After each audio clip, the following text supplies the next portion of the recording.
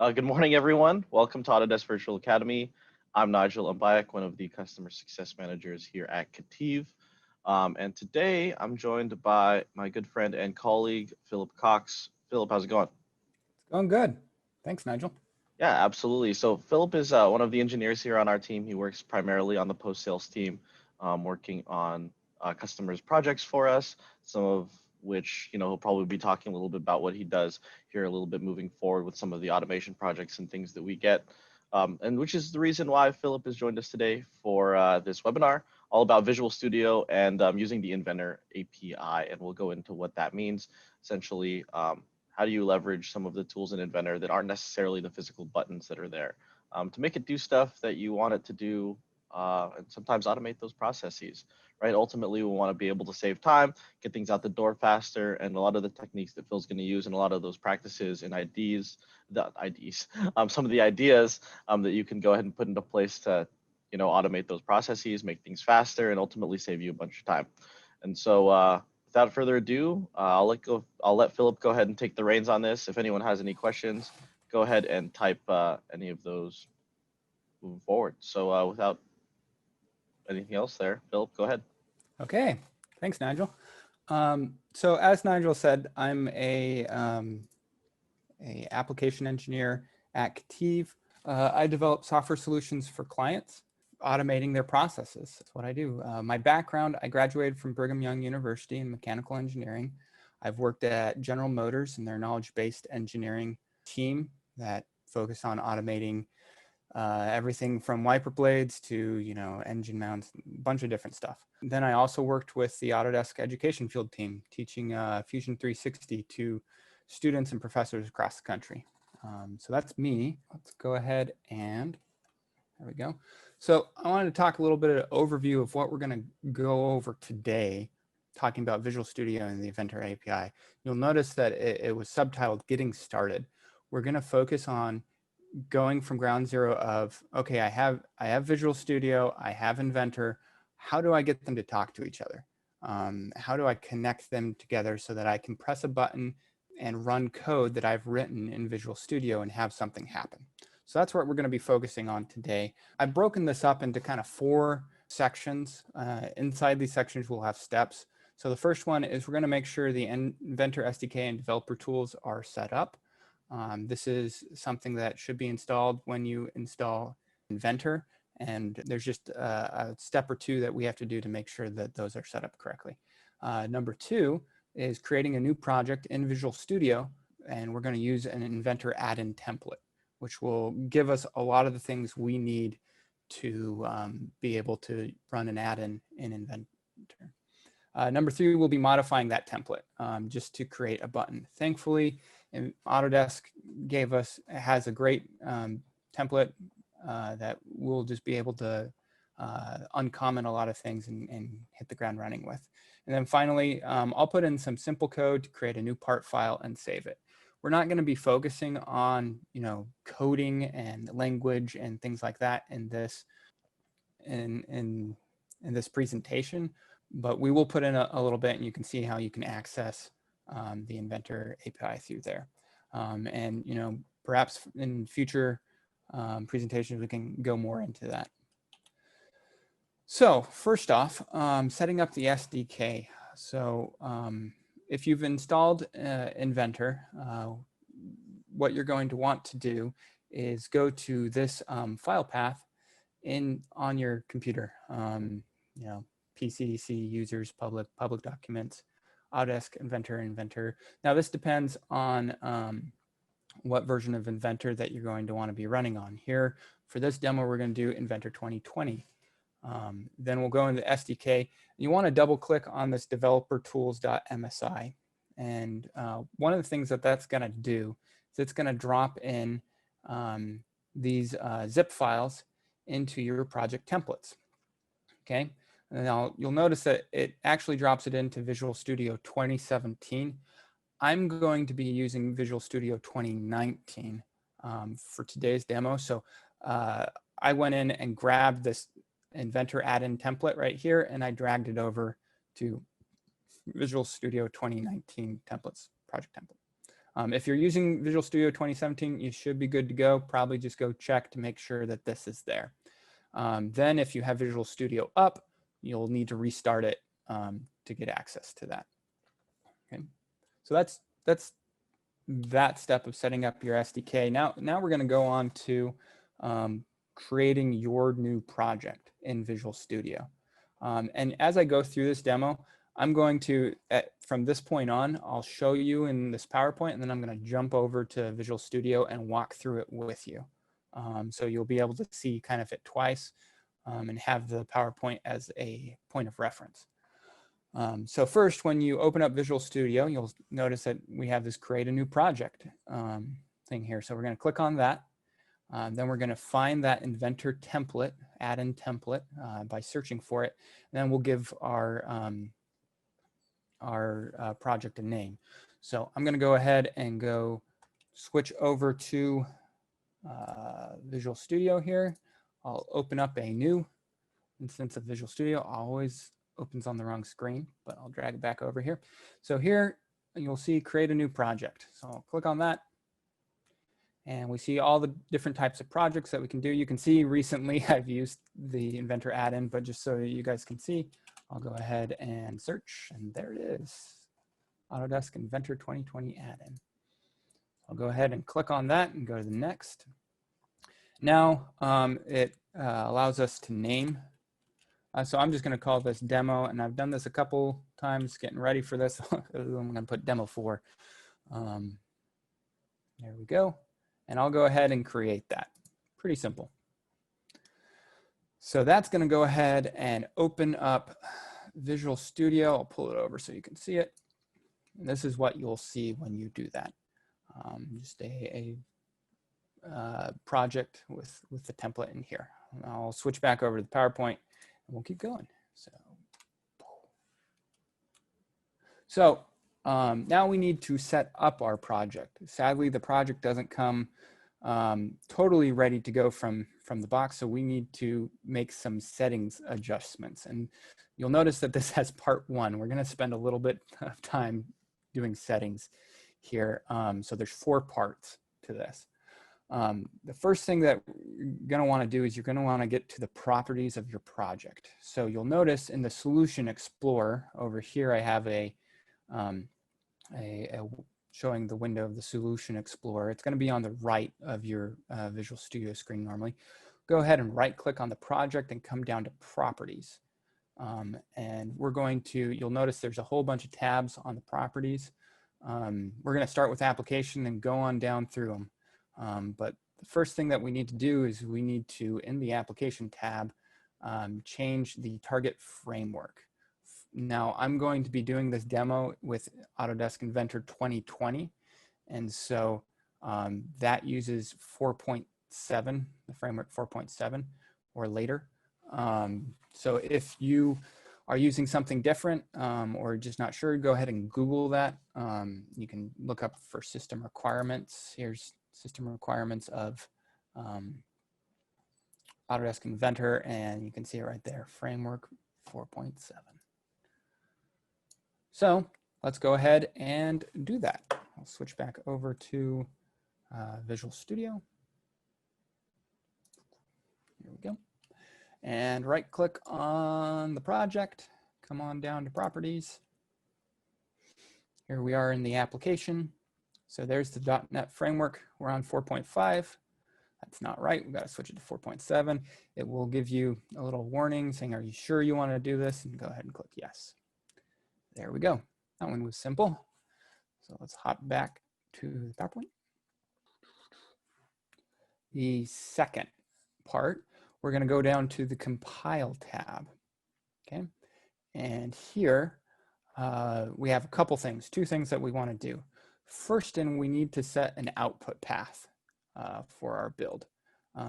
Now we're going to need to create a new folder at this output path and name it whatever we named our application. So you can see here, it just says Inventor add-in demo 1. And that's going to populate this build output path.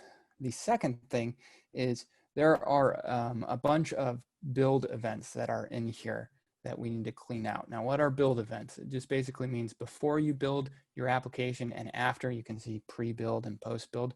It's going to do a whole bunch of things. We don't want it to do those things, so we're going to go clear those out for now. So we'll go ahead and switch back over and show you guys doing that. So we'll come down to the compile. So first thing was the build output path. We'll go ahead and click here and hit C program data Autodesk. So C, we'll come down to program data Autodesk, the Inventor add-ins. And we'll go to, yeah, that's it. So now we need to add in a new folder. And we'll just name this very, creatively Inventor add-in demo 4. It's best to name it very similar to what you named your application, so there's not confusion there. So we have that selected. We'll go ahead and select that folder. You can see the path goes right in there. So the second step on the slide was the build events. So here's the build events button. It's kind of sneaky down here in the bottom right corner. Go ahead and click on that. And I'm just going to click in here, hit Control A to select everything and delete it, and then hit OK. And there we go. Not too bad. We'll switch back over to the PowerPoint. Okay. Go ahead down to part 3. So here we are on the debug tab. We're actually going to, in this slide, go over debug and resources. So first, we want to switch the radio button to start external program. Now, what is this doing? So basically, when it's going to be originally on the start project, and when you hit the start button to run your program, that's just going to start your project when it's on that. But in this case, we don't want it to do that. We want it to start Inventor. So that's why we select here, start external program, and we got to tell it where that Inventor exe is. And so we're going to do that. Then the next step is resources. If you need images for buttons or other things, or backgrounds or other resources, this is where you'll add them. And I'll show you how to do that, though we won't be using any of those images in today's demo. Okay.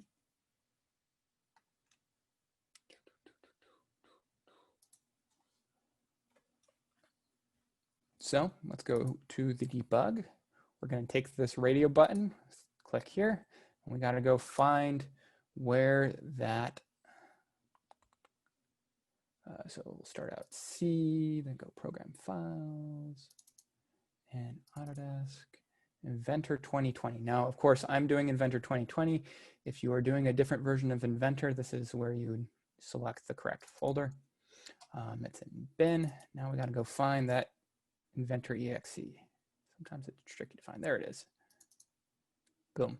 So once again, this will make it so when we hit the start button right up here, that it will, instead of just running your project, it will open up Inventor, because an add-in allows you to put a button in Inventor to run your code. Okay. So then next, let's go down to resources.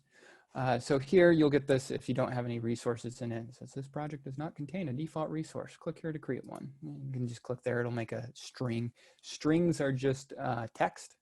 So it just made a blank text thing. So to show you kind of how you can put an image in, it's actually really simple. I'm going to pull up my images, and I'll just grab, here's a picture of my 4-year-old being very excited. So I'll drag that in there. Bingo. And we're excited because we're almost done with the setup. I know it's a long thing, but there you go. So you can just drag images in. You can see the different types of things you can do here. You can also, if you come in here, pick the type of image, and it'll ask you to name it. And you can actually come in and draw things right here in Visual Studio. Probably not what I would suggest doing, but it's something you can do. Okay, so there's resources. Let's head back to the PowerPoint. See how we're doing. Got one last slide on setup. And we're done with the project properties. We're actually going to go into a separate file here, which is in the Solution Explorer window. Again, it's the Inventor add-in file. And we're going to do two things. One, we got to change this properties on the file from copy to output directory. We got to set it to copy if newer. Okay, and I'll show you that. The next thing is actually making sure a value in this file is correct. Now, here, it depends on what version of Inventor you're using. The value is actually called supported software version greater than, which means what software version of Inventor are you going to support? What does it have to be greater than? So this kind of goes by a code. Sadly, it's not just the year of Inventor, but you can see 2018 is 22, 2019 is 23, and 2020 is 24. Now that doesn't mean that's the number you put in. That means, because this needs to be greater than. So what that means is for 2020, we need to put in 23 right there, okay? Because that means this 24 number is greater than it. So a little confusing, but there you go. So let's go ahead and do those two steps. Okay, so we can go ahead. I'm going to go ahead and save all the steps we've done, just in case something crazy happens. I'll go ahead and get out of this, close down that, come over here, go to the Solution Explorer. Here we are. So right there, you'll notice that it has the name of our project and inventor.addin. So here's the properties down here. You can see it says properties right there, copy to output directory. We're going to change it from do not copy to copy if newer. Okay. Then you'll notice here, our magic number was 23. So they already have it all set up for you, but it's a good thing to double check, especially if you're using not Inventor 2020, a different version, or if you're using an older template. So there we go. And that is all the setup of our project. I know it was a lot. So why don't we pause. Nigel, are there any questions at this point? Let me double check for you, Pip.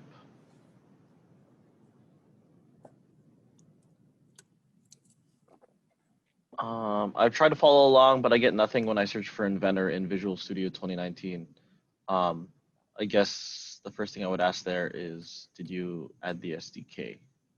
Yeah, that's going to be an important thing of installing Inventor with the SDK.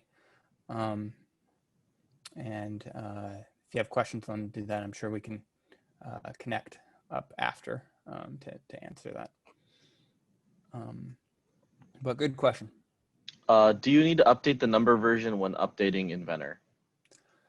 The number version, as in that greater than? No, because it's tied to the actual year of Inventor 2020. So if you're upgrading 2020 to the latest version, that shouldn't change. Good question. All right, I think you can keep going, Pip. Okay, cool. So now we finally got to the point where we're going to do some coding. Well, kind of. Thankfully,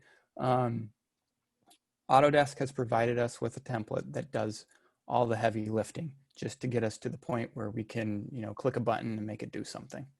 And so we're going to go in and they've commented out a whole bunch of it.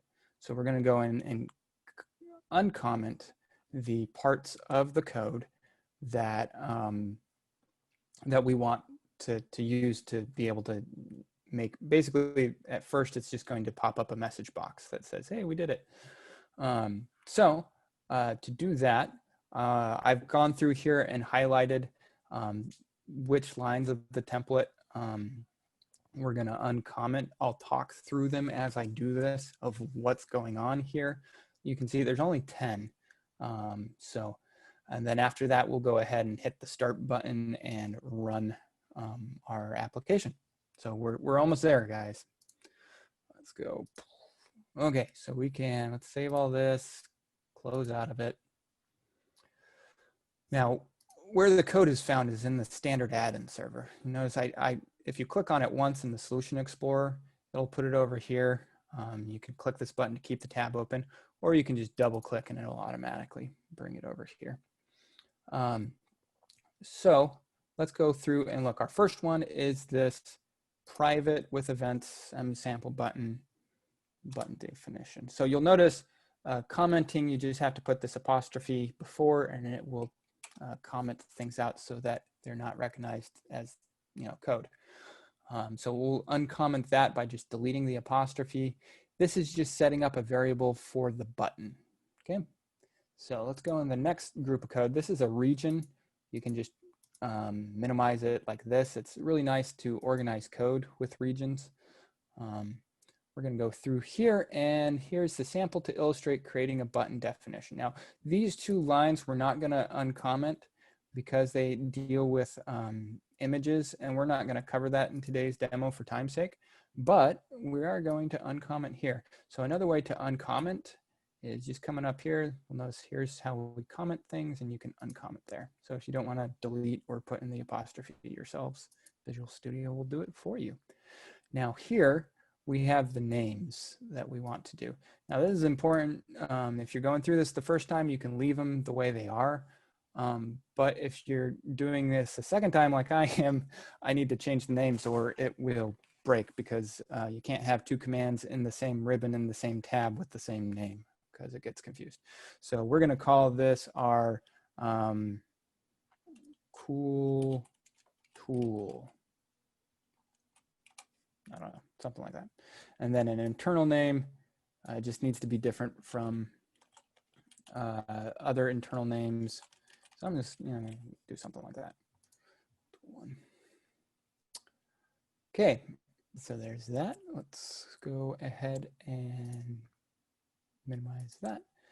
Now here we have a couple things that we're going to uncomment. We'll just delete these apostrophes, and then I'll walk you through what each they're doing. Okay, so first we got to get the part ribbon. So here we're going to just use part.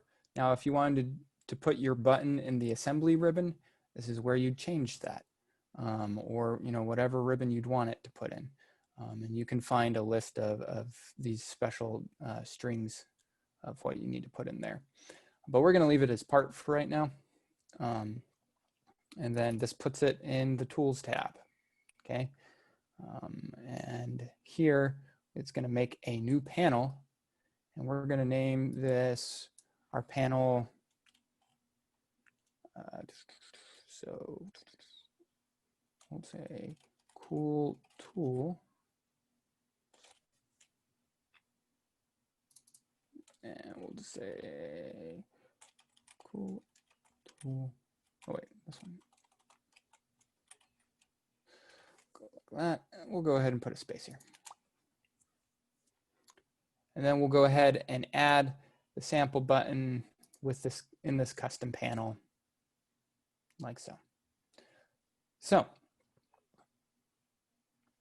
there's that. And the last thing we have to comment out is this line right here. And this is the actual code. So we've gotten our button. Now we have to add in what's called a handler that looks for when that button gets clicked and actually will do something. So here they just give us a message box that says, hey, button was clicked. I'm going to go, put in huzzah, so that we can see I've changed the code, and you'll see it different when we go ahead and click that button. And with just those lines, we're ready to go run Inventor and click our button. So I'm going to go ahead and save. This saves just this file. This saves all the files. So I'll go do that, but even though it's probably not necessary. And let's go ahead and hit the start button.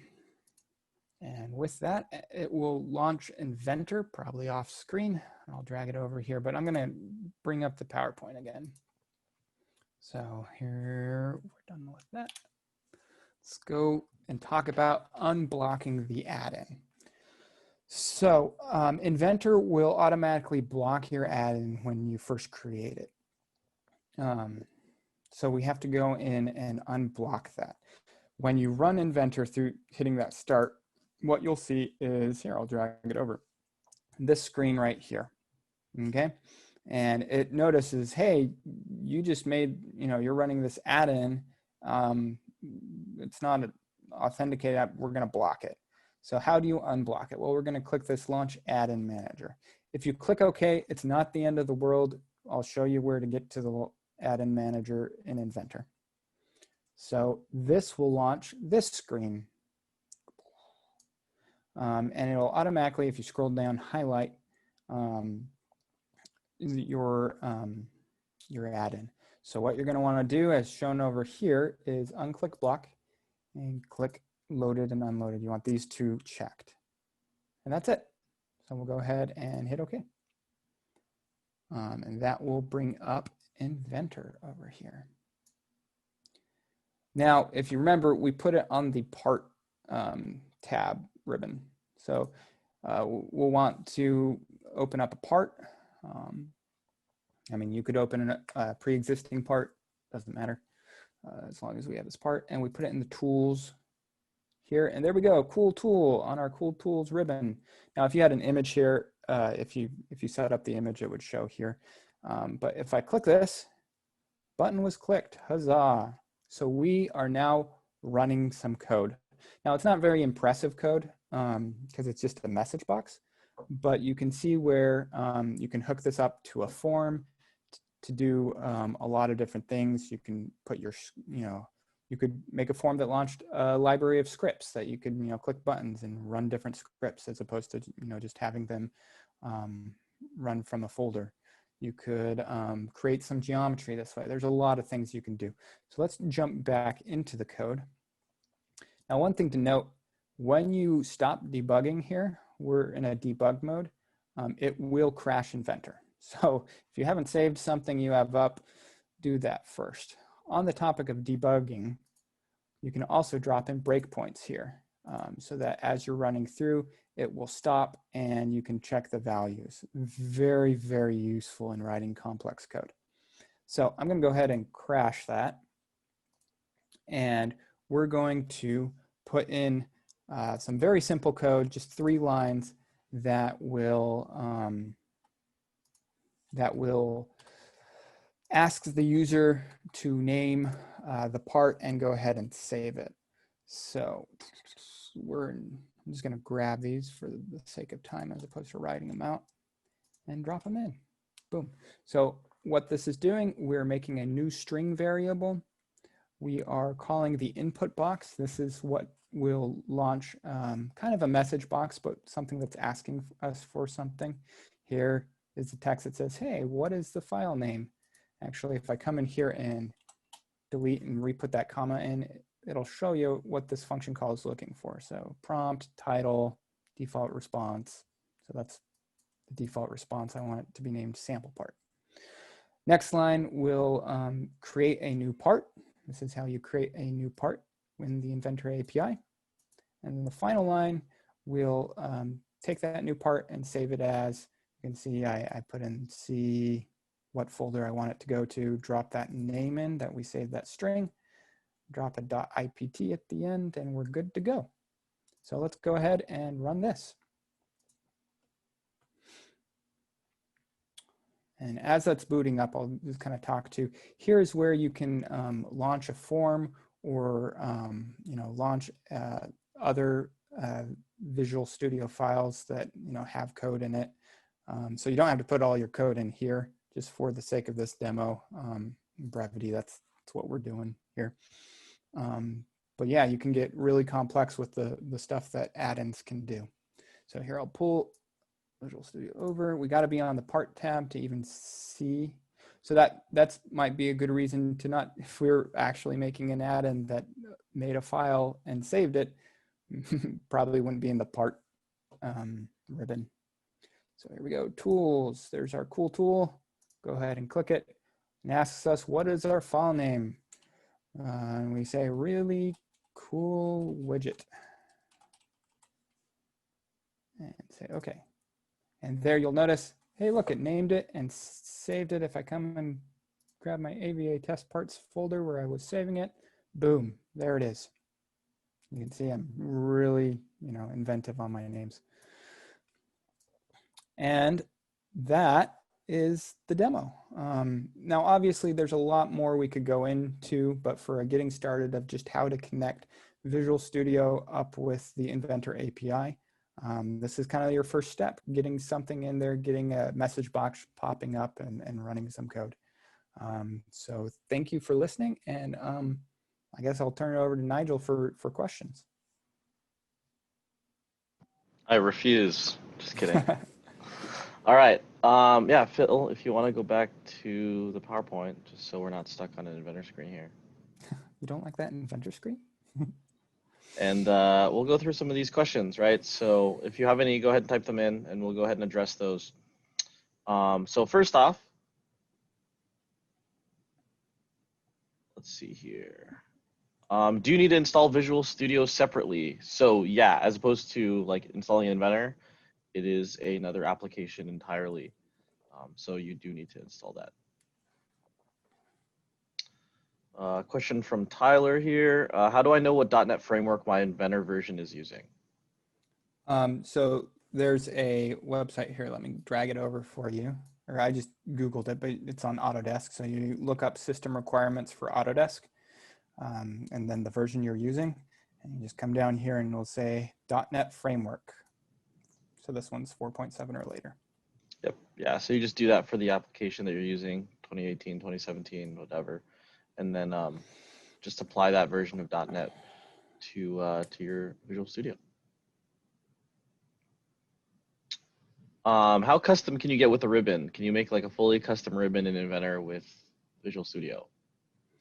I mean, kind of depends on your definition of fully custom, but yeah, you can make your own ribbon. Let's see if I'm going to pull up Inventor and see if I have. I don't have it up here right now because I've blocked the add-in. But yeah, you can make your own tab here. So I've had one, that says learning apps or different things like that. That then you can put in your own buttons on. So of course you can make your own section here. You can put images. And then have those images like run forms and fun stuff like that. So if you have forms that run, for example, some sort of design automation for you, you could have that form automatically populate and so on and so forth. Another question too, Philip, is if you create this form on your machine, what's the easiest way to give it to all of your colleagues? So the easiest way is one very powerful thing about using Visual Studio is that you have access to code management, like Azure and Git and these things. So if you're working on projects together with fellow employees, you'll want to set up one of those so that you can push code to a server and they can pull it, and you're not, throwing files, through emails or whatever. So that is really the only way I would say you'd want to do it if you're working on a project with more than one person, or another person's going to want to access your project. Yep, and that kind of leads into this extension of that question, which is along the lines of if you do or do you not need a Visual Studio on every machine that's running, the custom add-ins? So no, you do not need it. Once you make the add-in, you can go ahead and deploy that. And that's beyond the scope of today's demo. But you can, pass that executable over to your coworkers, and they can. And there's also ways you can set it up in Inventor. If you have your IT team setting up Inventor for your company, so that the add-ins are accessible to certain people. But no, you don't need Visual Studio on every computer.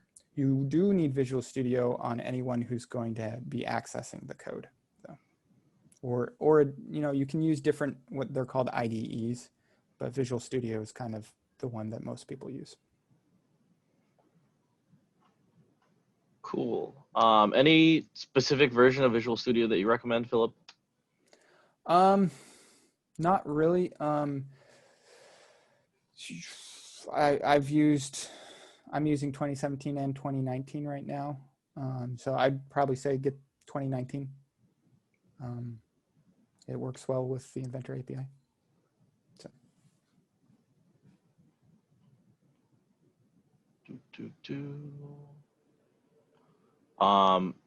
If you add a new button in Inventor, how do you have that run in iLogic rule? So that's we've gone over how to connect Visual Studio and iLogic before. So there's some other webinars for that. Go ahead and take a look. And essentially you just connect the two. And then once you make the connection, you can fire it off. Yeah, I mean, there's lines of code that you can put in your application that you're writing in Visual Studio, which will call iLogic in a part.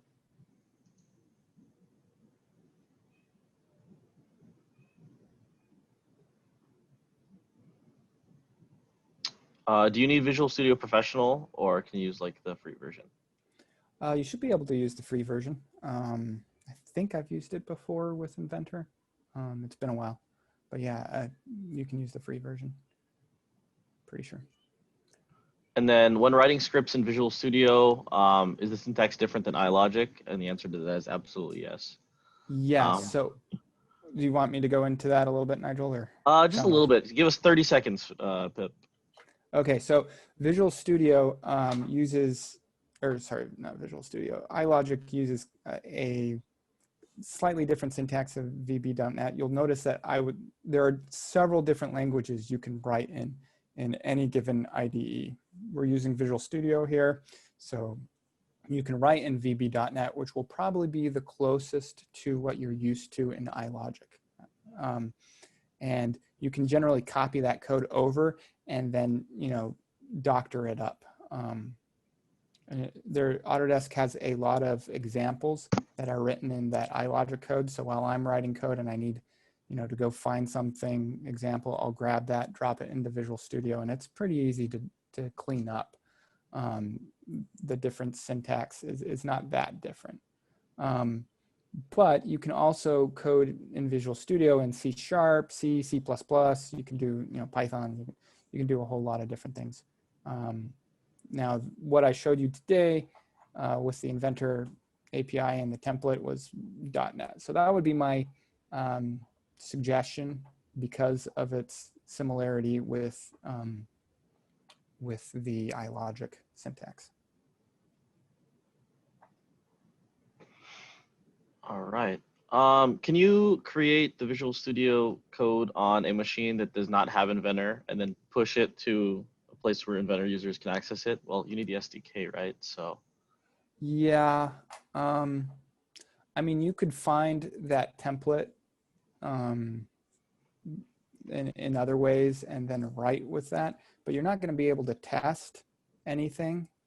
I mean, you can write code in Notepad if you really wanted to, and then transfer it over to somebody who has Visual Studio. But I definitely wouldn't suggest it.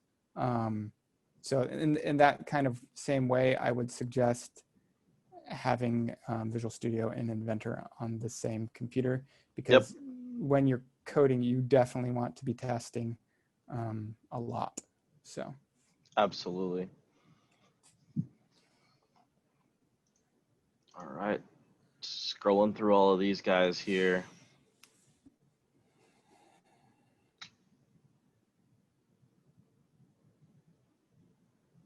Do you need an admin level Windows account to access the stuff in the SDK and the Inventor API? That's a good question. I'm not 100% sure. Yeah, I actually don't know. I haven't tried. I'll have to ask like maybe Eddie on that. I think I have an admin, so I wouldn't have tried it. We don't have restricted Windows accounts here, so we actually don't know. It's a great question. My guess is that you should be able to. Yeah, because I don't think you're changing the application in any way. So. Yeah, but I'm not 100% sure.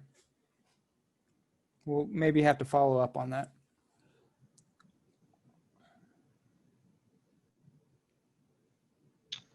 Let's see.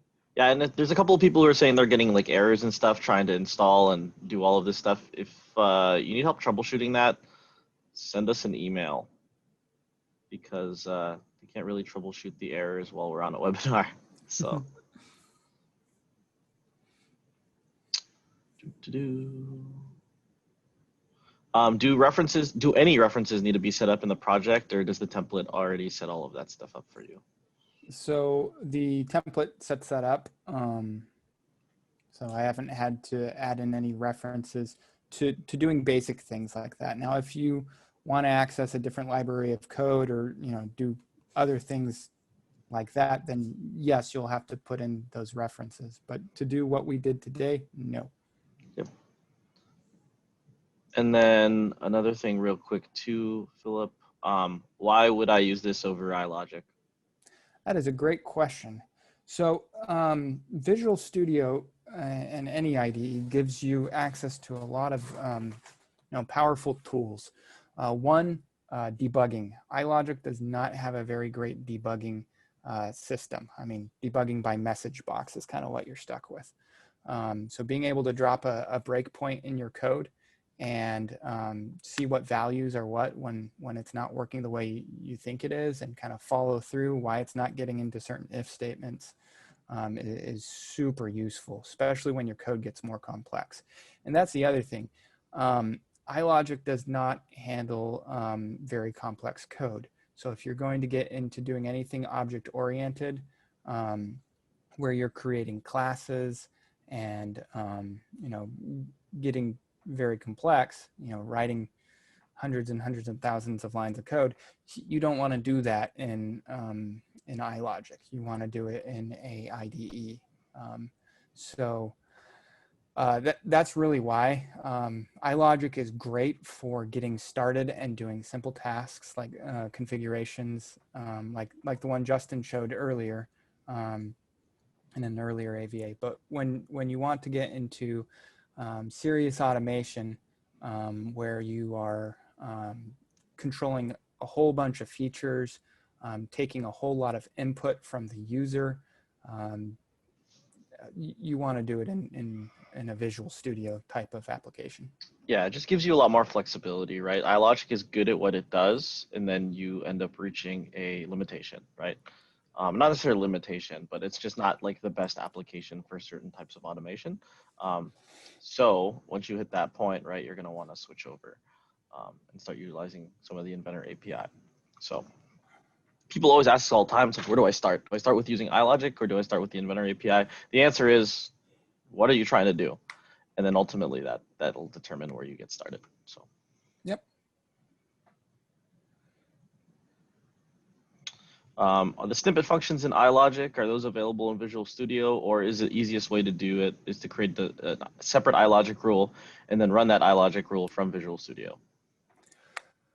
So no, those aren't available in Visual Studio, but you can go ahead and grab those lines of code. You can do, as you explained, is run a iLogic rule from Visual Studio, but you can also grab the code behind it and bring that over to Visual Studio and then edit it to be in the correct syntax. I mean, as you get coding in Visual Studio, you'll develop kind of a library of code that you've written that you'll kind of copy and paste from, or be able, to reuse.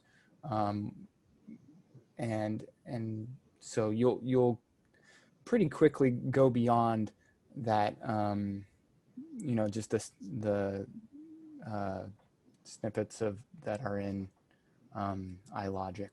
Yep. So. All right. I'll give everyone another 30 seconds or so to ask any more questions you do have. If I didn't get to your question, it's probably because it'd be better off as like a support ticket. A lot of people are like, I'm trying to do this and it's breaking. So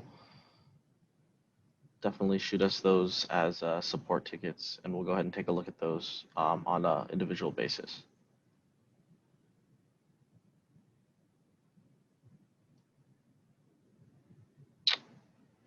Let's see. Yep, looks like that's just about it for questions. So if you're getting started, right, definitely take a look at this recording. If you haven't already, the recording will be up. I don't know the exact date when this will be up. It'll probably get massaged and then uploaded. So be on the lookout in the next week or so for this recording to hit YouTube itself. and then you can take a look at our channel and it'll be there. So that's the first thing. Second thing is when you get started, I think where a lot of people get stuck is the SDK. If you don't install the SDK, you're not going to get started. So I guess that's the first thing, isn't it, Phil? Yeah. Any last words? It looks like that's it for questions from you, Philip. No. I just happy coding. I mean, this is kind of just getting started, and there's a lot of possibilities and time saving that you can have.